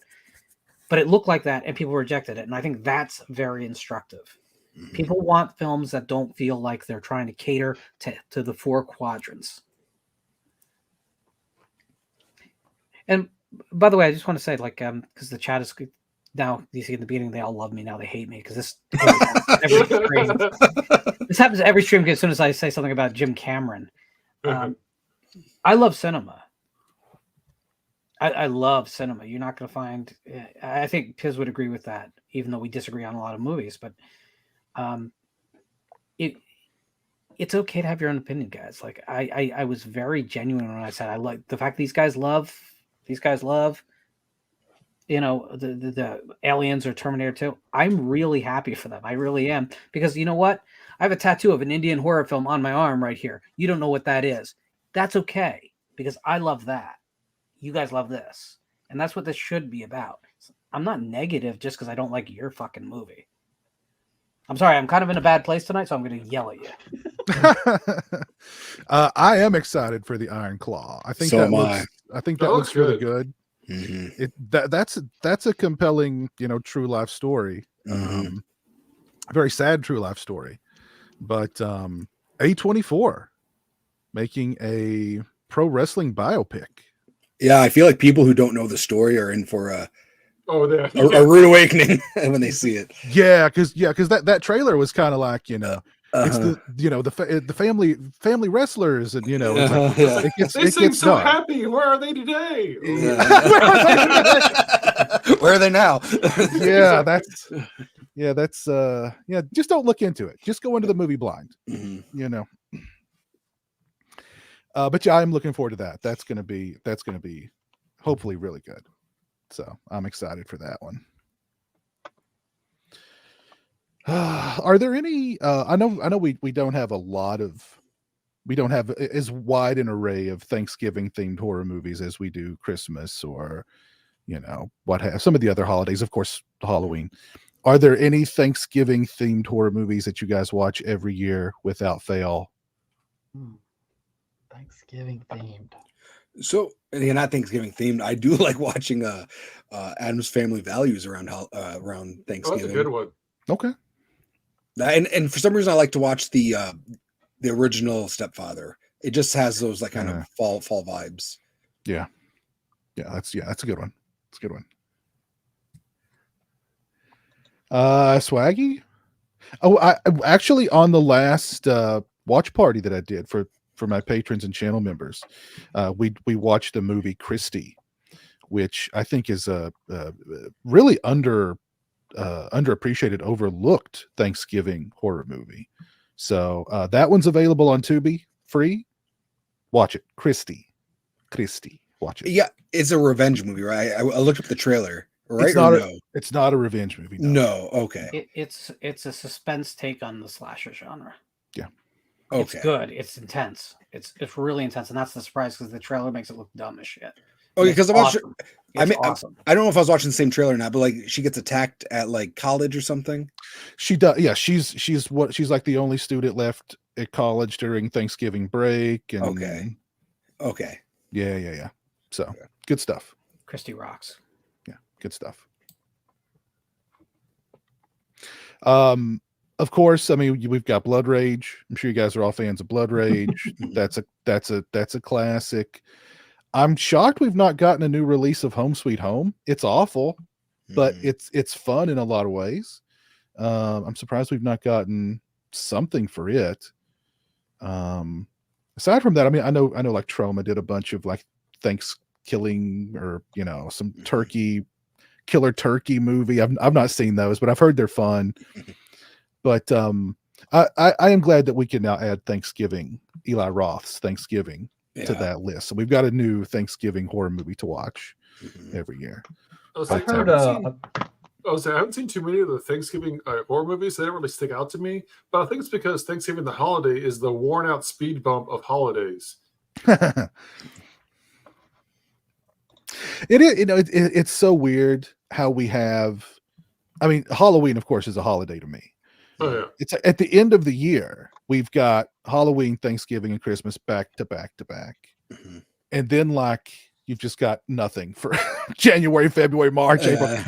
Just a bleak dead zone. You know what I mean? So, but yeah. Home Sweet Home is very likely dropping soon. Okay, according to Dan. Interesting. That's with the Body by Jake guy, right? Yes, Body by Jake. I was going to say, hopefully we'll get a Body by Jake audio commentary. Yeah, I've never seen it, but I remember. I think I watched you had a review about it a couple years ago. I was like, Oh, "Man, yeah. that sounds good." I also want to see. I know this has nothing to do with that, but a movie with Gary Busey called Hider in the House. I know it's probably super dumb, but it looks very interesting to me. That was like a USA original back in the day. Oh, was it? Okay. I remember it. I remember Yeah. it pretty well. I remember it being. I mean, it's Gary Busey hiding in your house. Yeah. That's pretty Was it Up scary. All Night? It's like a dumb version of Bad Ronald. Okay. Yeah. So yeah, it was. I remember it being. I remember Hider liking it. in the So House. yes, Hider in the House. Gary Busey. You should look at like 1989. look at like the artwork on like the Yeah. artwork for it. It's hilarious. Like It's like- Gary Busey, like looking through like a window or something. Yeah, like Gary Busey peered into the window. If that doesn't scare the crap out of you, I don't know, Like, or just imagine Gary Busey climbing in through your window in the middle of the night. Buttered sausage. I butter sausage. Man, I was just watching him in something. I was like, man, he was really good. Oh, I was watching him. He was in that movie, Surviving the Game. Oh yeah. Yeah, I watched that for the first time. I like that. Yeah, I like that movie too. Mhm. I like that movie too. People forget like Gary Busey was a good actor. Yeah, I know. Back in the day. He was he Yeah. was an Oscar nominated actor. You know what I mean? He was a good actor. Mhm. Then he had a motorcycle accident and things just kind of, Went from there. Yeah. yeah. He kept it together for a long time and then, Man, I was watching him. He was on Celebrity Rehab, and he thought he was working there. And they're like, no, you're a patient. I was like, man, this is bad. Like, Yeah, Piz, looking at that poster art from that movie, is like, who sleeps that close to a window? Like he looks like he's ground Now, wait level. a second. I'm right under a window. let me pull up this artwork here. Let me see if I can find a big enough. Hey, it looks like version. he's like standing on the ground, looking obviously into her bedroom, and it's like she's sleeping right up on the window. Hold on, let me save this so I can make it full screen. We got to look at this image. This is something that'll freak you out for the rest of your life. So, can I? Mimi Rogers. All right, here we go. There it is. Got Busey there, looking out, like just longingly looking through the window at Mimi Rogers sleeping. He's got his hand like he's touching her through the glass, But just look at that look of longing and desire on Busey's face. But you know what? If that was Tom Hanks, it would be a romantic comedy poster. He'd be the ghost of the dead boyfriend who died right before the wedding. It'd be very sweet. It would be. Yeah. Because the movie Ghost isn't really rapey at all. No, not at all. I kind of want to look for this one sheet now. Oh God, you gotta. Yeah, I need to add that to my. Look at Mimi Rogers' face there. Like is he behind me again? His hair looks great. God. His hair does look good there. His hair does look good. I like how he's keeping his mouth closed for all these pictures so he can hide into all his teeth. There's some of those teeth. Mr. Joshua. Is Jake Busey doing anything nowadays? I met him at a convention about a year or two ago. Was it for Starship Troopers? Well, so I'm a big fan of a movie called Tomcats. So I talked to him about that. Okay. But I had him sign something because he didn't really have much of Tomcats there. So he signed something for Starship Troopers. And I was telling him about how I like Tomcats. And he went off on something. I was like, I don't think you should tell people that. He's like, I bang so many chicks there. I don't think you should be saying that to people. But I was like, last thing I remember him in was the Predator movie. yeah. Oh yeah. He played his son, scientist. Yeah. Yeah. Oh yeah. Yeah, I forgot about that. Yeah. I mean, that was 4 years ago, probably that movie came out. But, Yeah.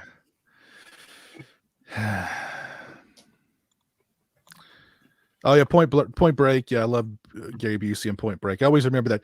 Omaha, give me two. Give me two. He's good in he's a good bad guy. He is. Like he's good at Under Siege. Oh yeah, yeah. He was the bad guy in Lethal Weapon too. He was, yes. He was like electrocuting Mel Gibson. Yeah. Mm-hmm. Was he also the bad guy in Frighteners? No, Oh God, I don't think so. that was what's his name? The Yeah, from Reanimate. Reanimator. Yeah, Jeffrey Combs. Combs. Jeffrey Combs. Yeah, Mhm. Oh, okay. No, you're right. is Gary Busey? Is it It's Gary? Busey, right? It's Yeah, Jake Busey. It's Jake Busey, right? It's I don't know. It's a but- Busey. I know it's a it's Busey. a Okay. Busey who's actually the dead ghost that's killing people. Yes, Yeah, It yeah. is. It is Jeffrey Jake Combs- Busey. Oh, Jeffrey okay. Combs, Okay. Jeffrey Combs shows up in basically a dumb cameo in the middle, which makes no sense. Yes. But I Okay. love because it's just so throwaway, and they just wanted it in the movie. I do think that Jake Busey was in. I haven't seen the show, but I want to see it. Stranger Things. I think he was like a murderer or something.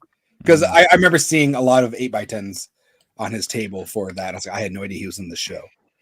Probably Jake Busey's best performance is as John Ryder in The Hitcher 2. I've been waiting for you.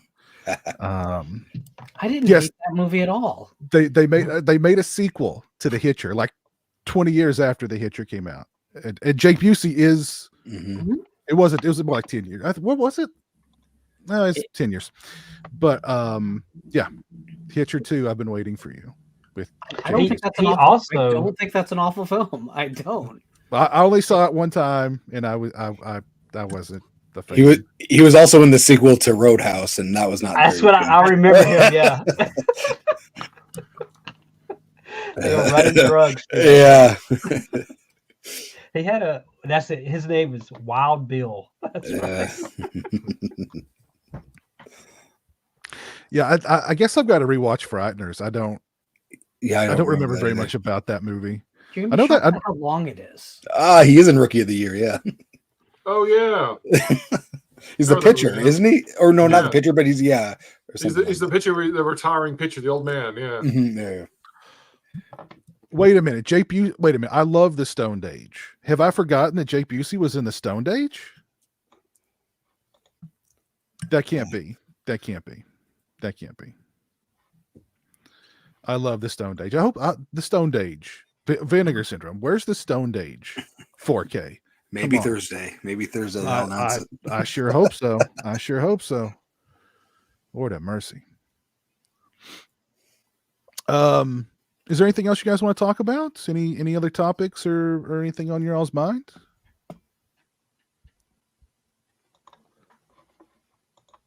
Is there anything that you guys want to give thanks for? Because it is Thanksgiving. Are you thankful for anything this year? And I'll ask the chat too.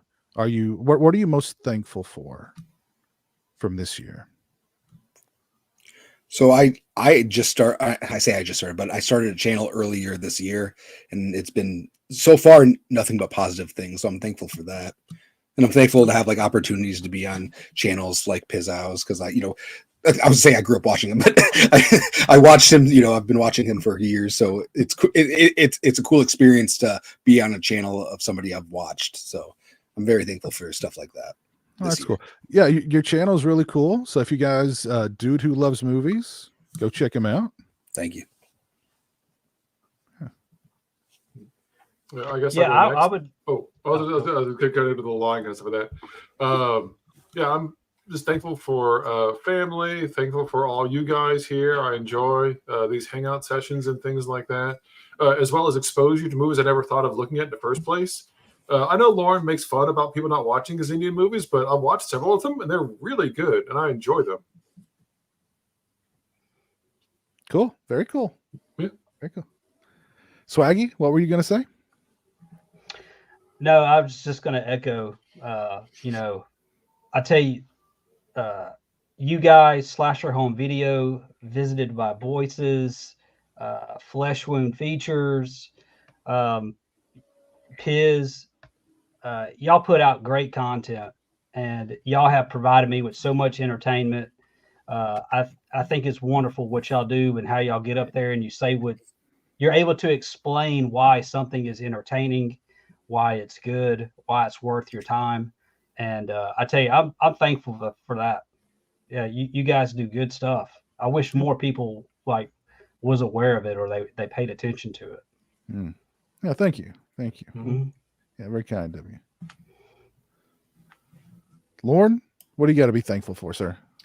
You know, when the pandemic happened, it disrupted the whole movie business like nothing in our lifetimes. And I remember us having a conversation, Piz. I don't know what we might have been on Region Free. We might have been somewhere else. I don't remember, but it was you and I and some other people. We were talking about what it would look like on the other side of it. And I remember hopefully suggesting maybe the studios will lose their grip on the movie theaters, and maybe independent and foreign and smaller films would get screens in America again, like it was in the 70s and basically up to 85. And it happened because on any given day, if you look at your AMC that has, I don't know, 18,000 screens or whatever they have now, there are smaller release films that are getting screens. And what used to be, hey, this thing is playing on 4 screens in America is now playing in 105. There is the option to go out there and see things that deserve our eyes, but for the last, I don't know what, besides since the pandemic, but what, 20 years, 25 years, you could just go see the big 7 releases, basically. I think it's amazing that we've broken that system and that enough people went out during the pandemic and now to see smaller films and films of different origins. They're consuming stories from different kinds of storytellers. It actually happened. Like the hope that I thought for sure I was going to be wrong about, if you're even hoping, actually happened. And it's cool too. Like, because you're aware, like you and I will talk about a film that's a little bit outside the mainstream, but then 2 weeks later, it seems like everyone finally is talking about it. That used to not happen. These things used to just go under the radar. So I'm really, really excited that we're not in a world of that, that this little city in California controls the whole map. That seems dead, and I think it's a beautiful thing.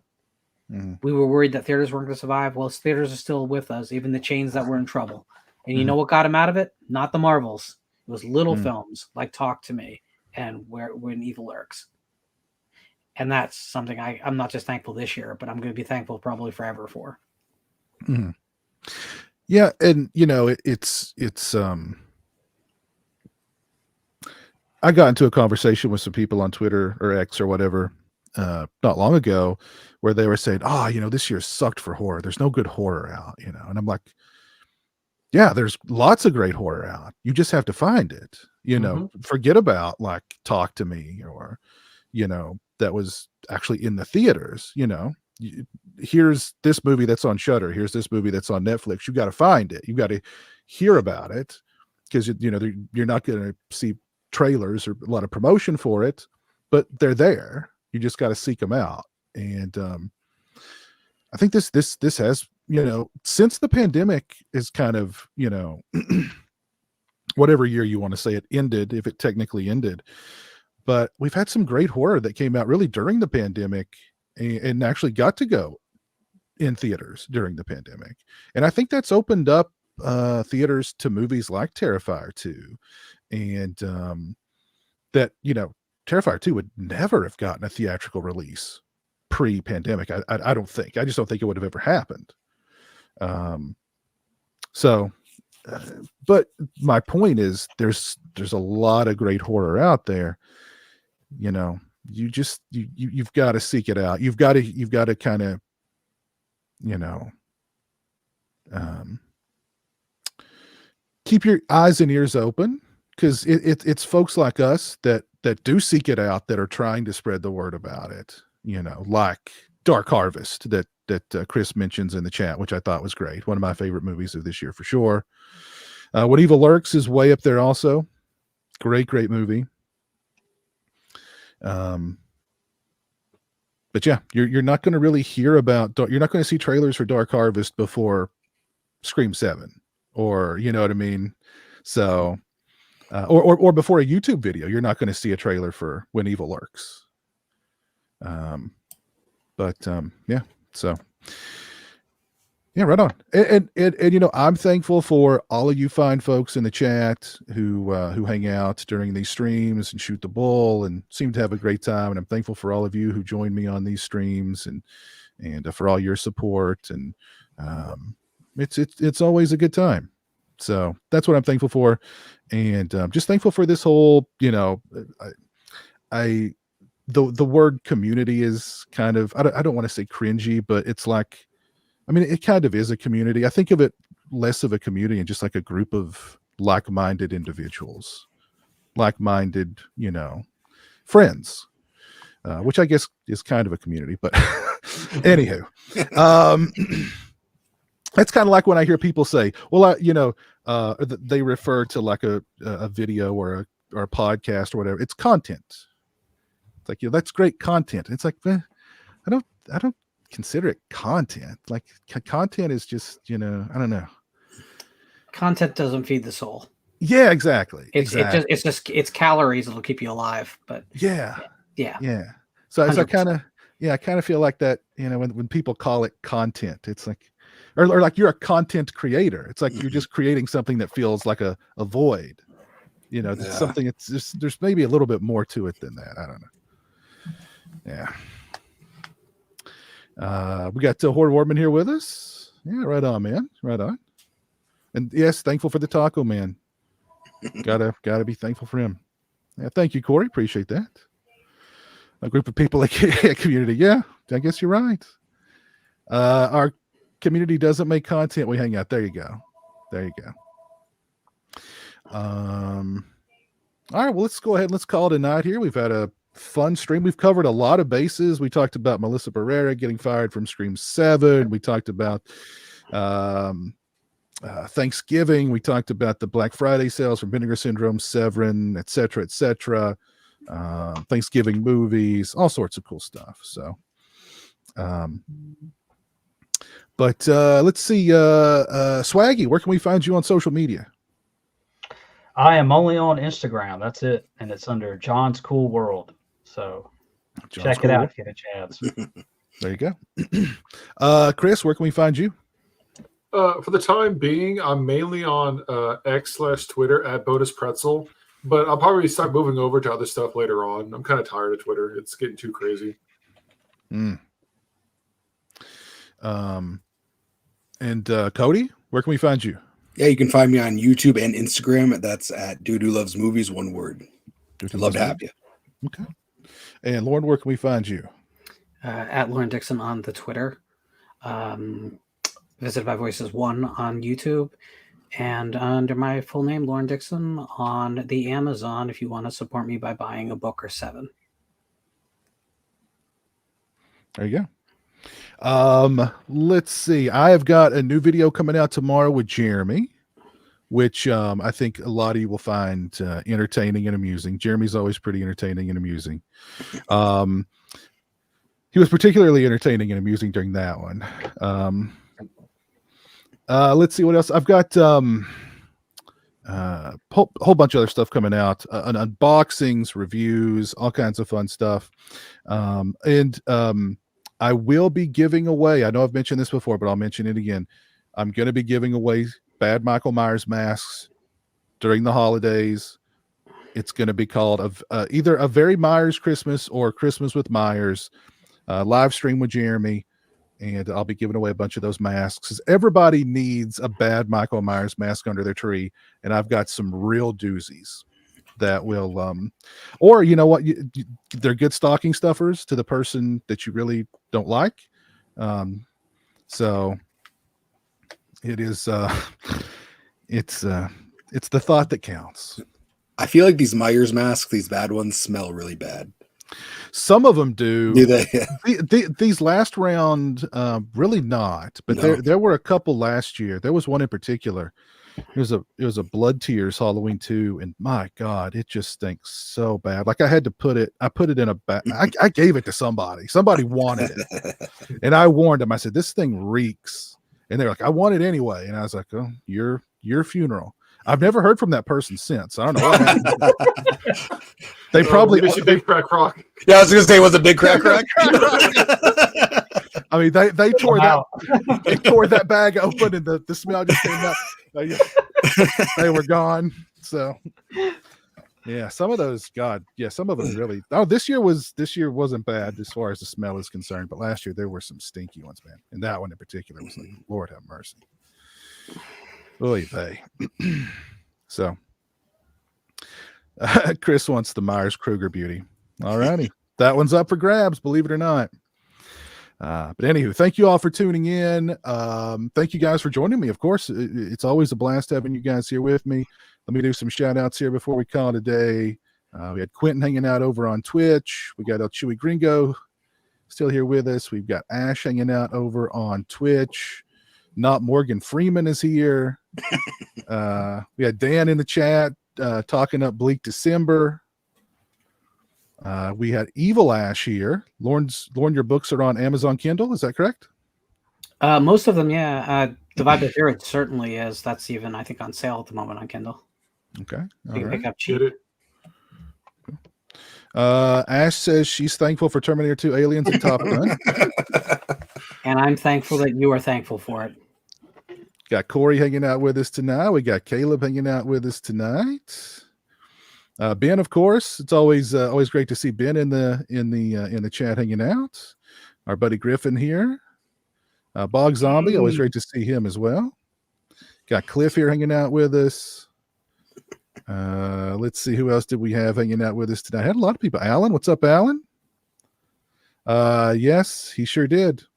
Mr. Busey sure did. But that's what you do at a convention. Mm-hmm. Got Justin Marad here with us tonight. George here hanging out with us as well. But yeah, thank you guys. I hope everybody has a great Thanksgiving. Take care. Be well. And until next time, peace.